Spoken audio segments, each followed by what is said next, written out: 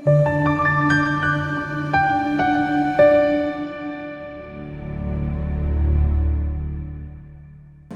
ngomukele kwi-channel kama uphase weNingi kuya ngokuyithoba ngibuye ngokuzehlisa okukhulu kuwena. Sibonga ithuba, sibonga ukulonda, sibonga ukuphila. uNkulunkulu enisize nisikelele, uNkulunkulu evula iminyango, uNkulunkulu engathi avula amafasitela ezulu kwehla ibusiso njengevula phezu kwempilo yenu. Angifuni ukuqamba manga, kuyangikhuthaza ukwazi ukuthi nihlezi nikhona kwi-channel. Kuyangikhuthaza ukuthi nawalandela ama-video. Kuyangikhuthaza ukuthi na-subscribe kuyona i-channel. uNkulunkulu enifisela kona okuhle ngathi uNkulunkulu anganinikeza kona kunjengoba kunjalo empilweni. Ngiyabonga kakhulu. Angikhulume la ngobonisiwa kaZungu uthi sawubona umuntu engithandana naye ethutha la ahlala khona ngathi ke akamtshelile kodwa uyathutha. Uleli phupho selibuye liyaziwa kabili ke kodwa ngokwesibili ngathi uphethwe nesikhwama ethi ke uyovakasha. Liyamkhathaza ke leli phupho.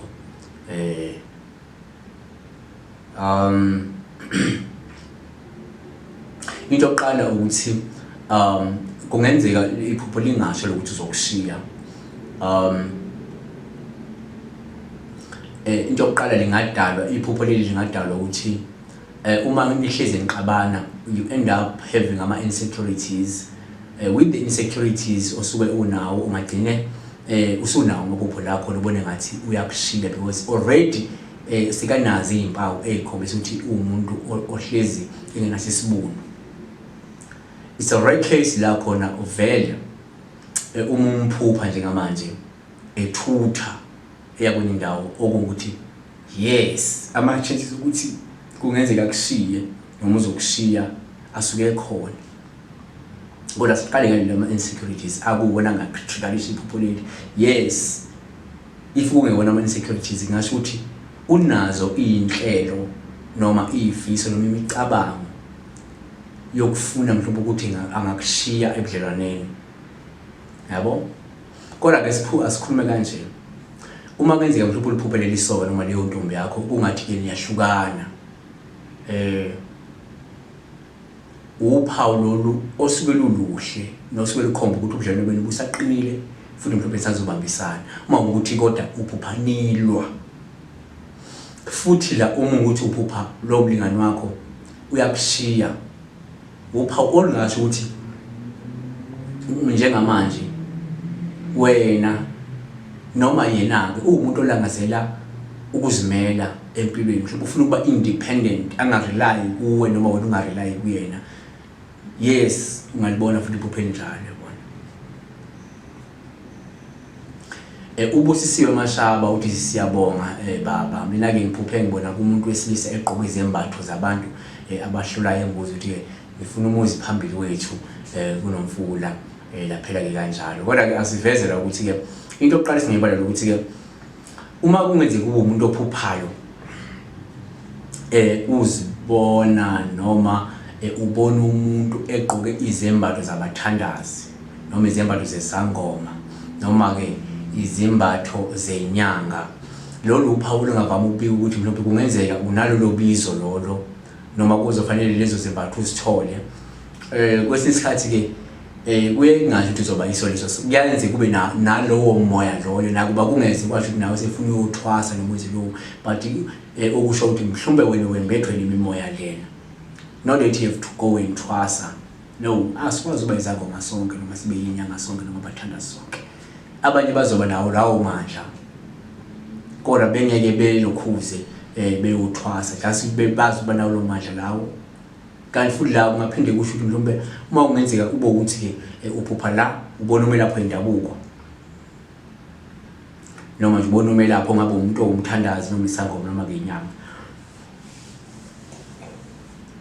Buya kuba uphawu olungasho ukuthi mhlawumbe usizo usukulidinga uzolithola maduze uma ukuthi njengamanje umuntu obhekene nezinkinga empilweni. Uma ukuthi ubhekene nezinkinga njengamanje empilweni bese ubona umuntu owumelaphi noma umuntu owumthandazi isangoma noma inyanga, kungenzeka kusho ukuthi uzolithola usizo suku okade ulidinga selusendleleni njengamanje. uThami Mhlongo uthi sawubona phasa naku ngivuka la nephupho siboshiwe kuthiwa saboshwa 2 days kungathi siboshwe izinto esiqhelile nocansi but asakhumbuli ekuthiwa kwathiwe did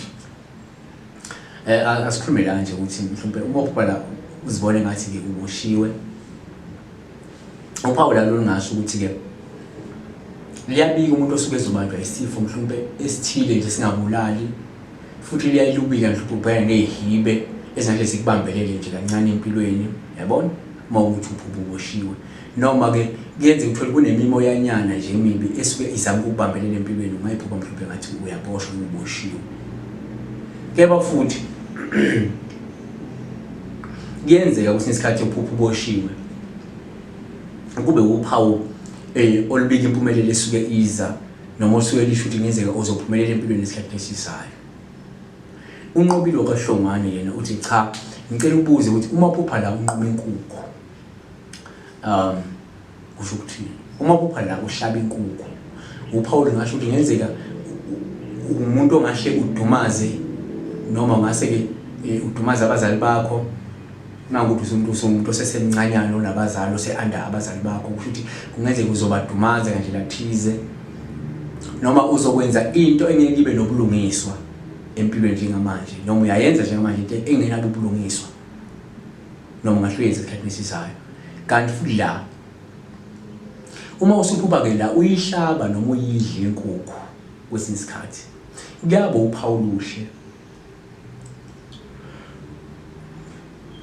nolukhombayo ukuthi la uzokuba ke nesikhathi mhlawumbe senjabulo noma kuzoba nenhlanhla nanokuthi ke mhlawumbe unethemba lokwenza ke kangcono empilweni ekusaseni lakho noma ungase ke uzwe indaba ezimnandi ngomuntu omaziyo noma umuntu womngani wakho very soon